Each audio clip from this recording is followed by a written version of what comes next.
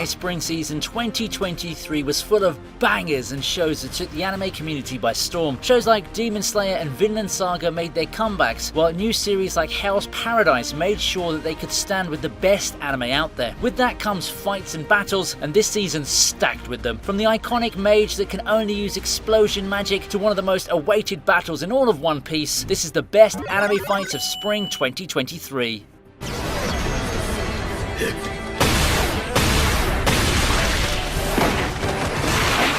What happens when Harry Potter meets One Punch Man?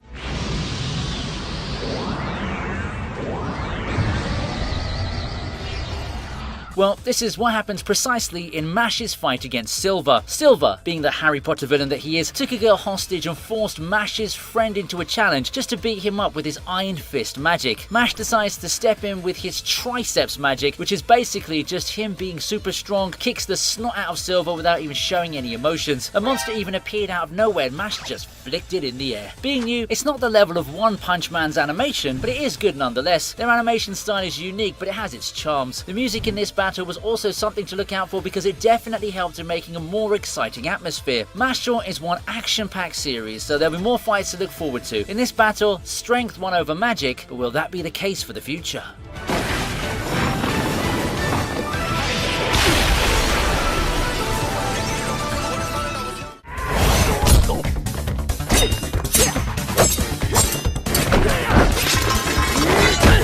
This anime is about kids raised by robots in a post-apocalyptic Japan with supernatural creatures lurking beyond the safety of the walls. Yep, this sounds like a mishmash of every genre out there, but heavily Delusion is one of the most well-animated fights this season. While being surrounded by a group of thugs, Kiruko decides to retreat, but Maru, being the badass that he is, decides to just get it over with and fight. The thing with Maru is that the boy has great physical abilities and special powers to slay supernatural beasts, making him a bit of an outlier. He dodges everything from knives to pipes and beats them up with a little bit of that parkour action. The animation was nothing but stunning, and the movements were more fluid than some action anime out there. But there's more still to come.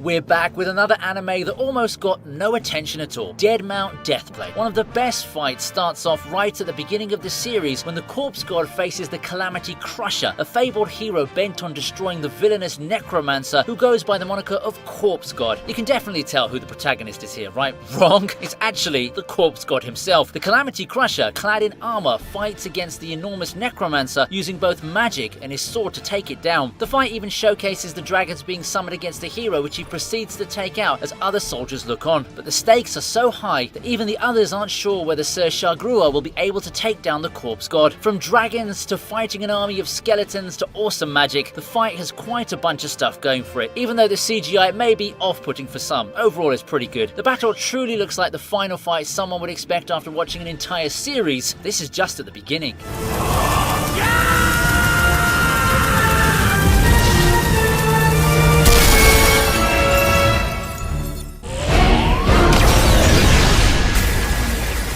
Who doesn't like seeing enormous robots clashing in deep space with lasers, swords, and flying weapons? So let's move on to Mobile Suit Gundam, The Witch from Mercury, Guel vs Shaddiq. Fans of the Gundam franchise are there specifically for the sci-fi goodness that the numerous series has to offer, and The Witch from Mercury certainly turns the animation up a notch or two. If you think The Witch from Mercury is more vanilla than the rest of the shows in the series, then you couldn't be more wrong. With the pilots both having engaging backstories, the fight becomes a 2 versus 1, and in the end, it seems that no one won with all the mobile suits destroyed. The mechs look brilliant and the clashes feel like they have some real weight to them. Considering that it wasn't just a fight of mobile suits, but rather a clash of ideals, puts the entirety of the fight on even higher ground. The lighting was done very well, and you can really feel the emotions even though we're mostly seeing mechs and not the characters. As always though, Gundam delivers to its fans.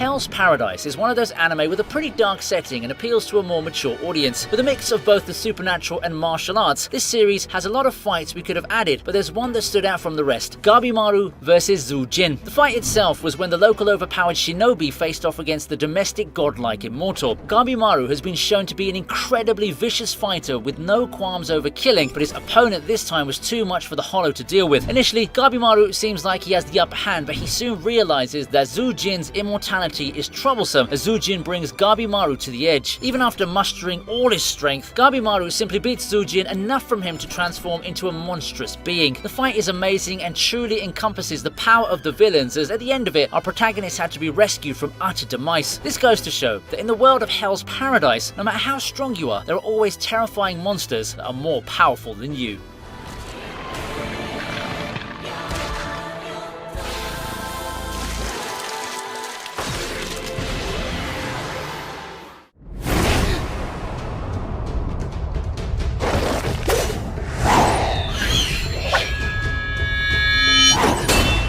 Thorfinn turned from a lovable child to a bloodthirsty warrior Viking to a pacifist adult badass. Wait a minute! Who are you? After the numerous fights in Season 1, Season 2 started off with Thorfinn having become a farmer, having moved on from his past to being a vicious killer, but it doesn't mean that there are no more amazing fights. The two ended up in a struggle after Thorfinn decided to help Arnheid and Einar out by helping Gardar escape. The justice-seeking Snake caught them, and a gorgeously choreographed fight ensued. Snake's skill was apparently even greater than Askeladd, and Thorfinn himself realized that he was the fastest person he'd ever fought. Watching Thorfinn fight again was a treat for sore eyes, and the animation didn't disappoint, even though the fight was cut short. From the way Snake thrusts his sword to Thorfinn's superhuman dodges, it was a fight filled with respect for the characters and full of nostalgia for us viewers.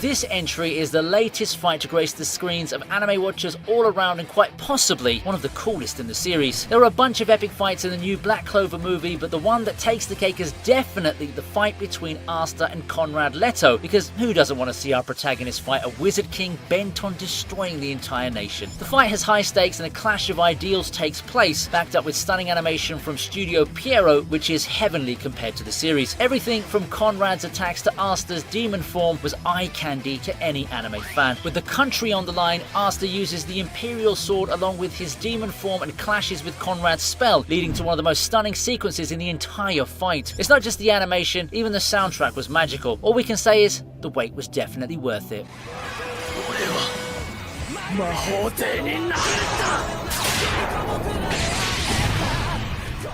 Now we have an entry that isn't only extremely underrated, but will probably make you want to start watching Chinese anime.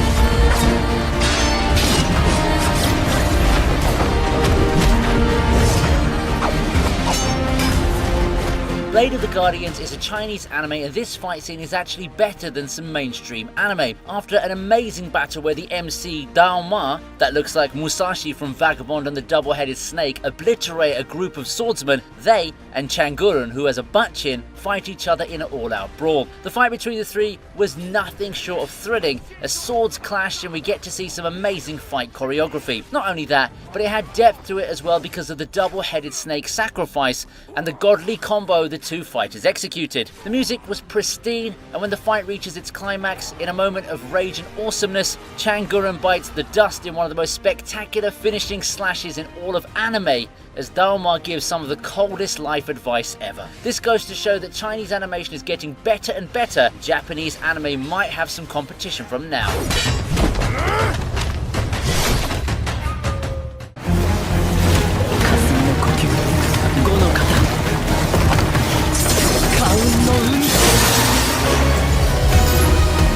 We're back with the anime that has a seemingly unlimited budget Demon Slayer. Just like Vinland Saga, Demon Slayer has a lot of breathtaking fights, but only one could come out on top, and it's Muichiro versus Gyoko. A young Hashira faces off against the Upper Moon 5. We all know how exceptionally tough the Upper Moon demons are, considering what happened to the beloved Rengoku when he fought Upper Moon 3 Akaza. Not to mention how Uzi, the sound Hashira, lost his left arm and eye when he fought Gyutaro, the Upper Moon 6. So Muichiro's fight with Gyoko had every viewer at the edge of their seats. Initially, it seemed like Muichiro was trapped for good in Gyoko's water bubble, but Muichiro reignites his will to live, breaks out of the bubble, and goes towards Gyoko with the fabled mark, the same as Danjiro, and in one counterattack, we just saw another banger of a battle. Each sword swing is stunningly executed, and Muichiro's miss looked like it was made by the animation god himself. Let's just say that we haven't seen a Hashira as bad as this kid as he sliced an Upper Moon to pieces.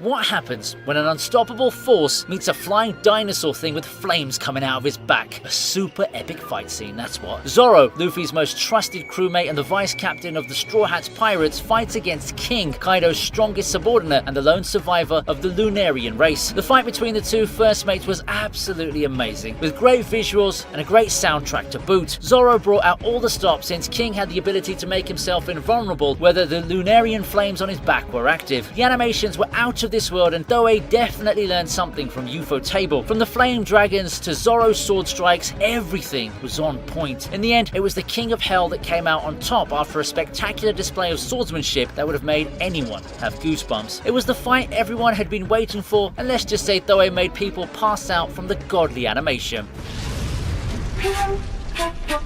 勝者ゾロ